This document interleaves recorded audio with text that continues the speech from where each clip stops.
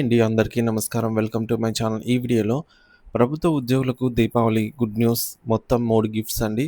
దీనికి సంబంధించిన పూర్తి వివరాలు ఈ వీడియోలో తెలుసుకుందాము. వీడియో అయితే ఎక్కడ గాని స్కిప్ చేయకుండా ఎండ్ వరకు చూసేయండి. అప్పుడు ఇన్ఫర్మేషన్ పూర్తిగా అర్థమవుతుంది. అలాగే వీడియో చూస్తున్న ప్రతి ఒక్కరు వీడియోకైతే లైక్ చేయండి ఫ్రెండ్స్. ఈ వీడియోని తోటి ఉద్యోగ పెన్షన్ మిత్రులతో అయితే షేర్ చేయండి. కొత్తగా మన ఛానల్‌ని చూస్తున్నవారు ఇంకా ఎవరైనా సబ్స్క్రైబ్ చేసుకోకుంటే వెంటనే మన ఛానల్‌ని సబ్స్క్రైబ్ చేసుకోండి. దీని ద్వారా నేను చేసే లేటెస్ట్ వీడియోస్ అన్నీ మీ వరకు రీచ్ అవుతాయి. ఇక ఆలస్యం చేయకుండా వివరాల్లోకైతే వెళ్ళిపోదాము. సో ఫ్రెండ్స్, ఇక విషయానికి వచ్చినట్లయితే పండుగల సీజన్ ప్రారంభం కావడంతో దేశవ్యాప్తంగా ప్రజల్లో కొత్త ఉత్సాహం నెలకొంది. ఈ శుభ సందర్భంలో ప్రభుత్వ ఉద్యోగులు కూడా ఎన్నో ఆశలతో ఎదురుచూస్తున్నారు. కేంద్ర ప్రభుత్వం నుంచి భారీ ప్రయోజనాలు లభిస్తాయని వారు ఆశిస్తున్నారు. ఈ క్రమంలోనే వారికి సంబంధించిన ఒక కీలకమైన విషయం వెలుగులోకి వచ్చింది. ప్రభుత్వ ఉద్యోగులకు మొత్తం 3 బహుమతులు లభించనున్నాయని సమాచారం. లక్షలాది మంది కేంద్ర ప్రభుత్వ ఉద్యోగులు మరియు పెన్షనర్లు ప్రభుత్వం నుంచి 3 అంశాలపై ప్రకటన కోసం ఆసక్తిగా ఎదురుచూస్తున్నారు. ఈ బహుమతులలో 8వ వేతన సంఘం ఏర్పాటు, కరువు భత్యం డిఏ మరియు కరువు ఉపశమనం డిఆర్ పెంపు మరియు దీపావళి బోనస్లు ఉన్నాయి. ఈ 3 అంశాలపై ప్రభుత్వం సానుకూలంగా ప్రకటనలు చేస్తే లక్షలాది మంది ఉద్యోగులు మరియు పెన్షనర్లకు భారీ ఆర్థిక ప్రయోజనం దక్కుతుంది.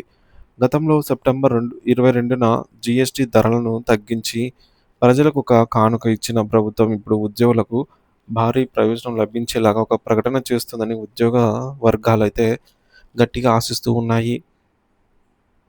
అక్టోబర్‌లో కీలక ప్రకటనలకు అవకాశము.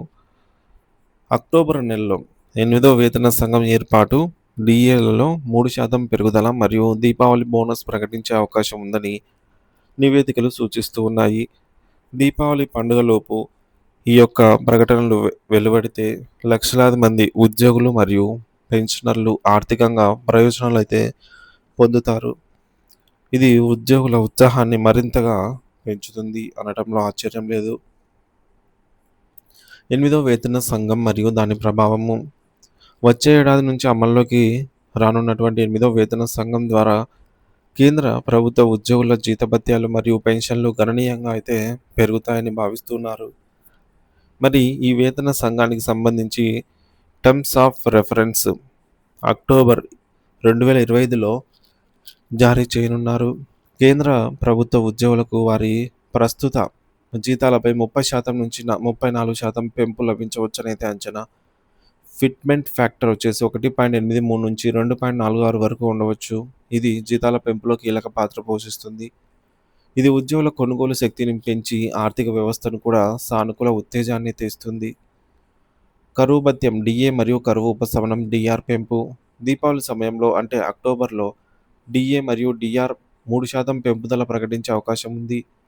జనవరి 2025 నుంచి డిఏ ఇప్పటికే 53% నుంచి 55%కి పెరిగింది. ఇప్పుడు జూలై నుంచి డిసెంబర్ కాలానికి ఇదే 55% నుంచి 58% పెరగవచ్చు. దీనికి సంబంధించిన అధికారిక ప్రకటన అక్టోబర్ మధ్య అంటే అక్టోబర్ మిడిల్‌లో అయితే వెలువడే అవకాశం ఉంది. డిఏ మరియు డిఆర్ పెంపు అనేది పెరుగుతున్న ధరలకు అనుగుణంగా ఉద్యోగులు మరియు పెన్షనర్ల కొనుగోలు శక్తిని కాపాడటానికి ఉద్దేశించబడింది. ఇది వారి ఆర్థికంగా పెద్ద ఊరటనిస్తుంది. దీపావళి బోనస్.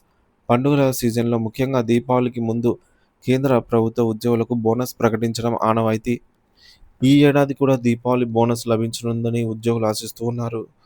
ఇది పండుగ ఖర్చులను తీర్చుకోవడానికి మరియు పండుగను మరింత ఉత్సాహంగా జరుపుకోవడానికి సహాయపడుతుంది. మొత్తంగా 3 బహుమతులు, 8వ వేతన సంఘం, డిఏ, డిఆర్ పెంపు మరియు దీపావళి బోనస్. కేంద్ర ప్రభుత్వ ఉద్యోగులు మరియు పెన్షనర్లకు పండుగ సీజన్‌లో గొప్ప ఊరటను మరియు ఆర్థిక స్థిరత్వాన్ని అందిస్తాయి. ప్రభుత్వ ఈ నిర్ణయాలు వారిలో మరింత ఉత్సాహాన్ని నింపి పండుగ వాతావరణాన్ని మరింత సందడిగా అయితే మారుస్తాయని చెప్పడంలో సందేహం లేదు.